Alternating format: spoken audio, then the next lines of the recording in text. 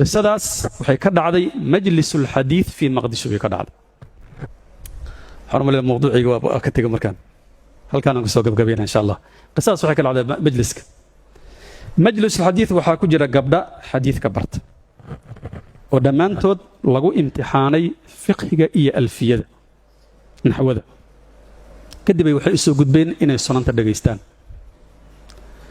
maalin maalmaha ka mid a waxaa dhacay kitaabkan ibnu maajaha markuu soo gaaray baabu wafaati rasuulillaahi sala allahu calayhi wasalama, gabdhahaas gabar ka mid aha oyse.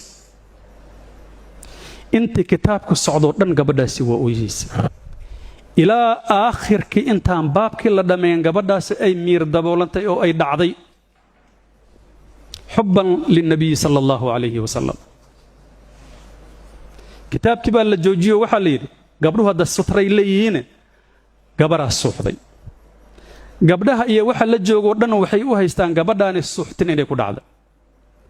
waa lay soo wacay, waxaan idhi baabuur inta la qaado gabadha isbitaalha la geeyo. anigu lafteedu ma ogi waxay u oyeysa dib aan ka ogaan doonnaa ay la suuxday.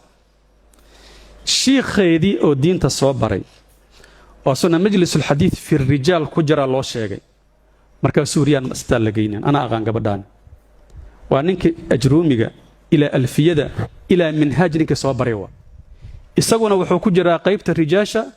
gabdhaha u sheekhaan inta soo wada wuxuu ku soo daray qaybta dumarku soo daray.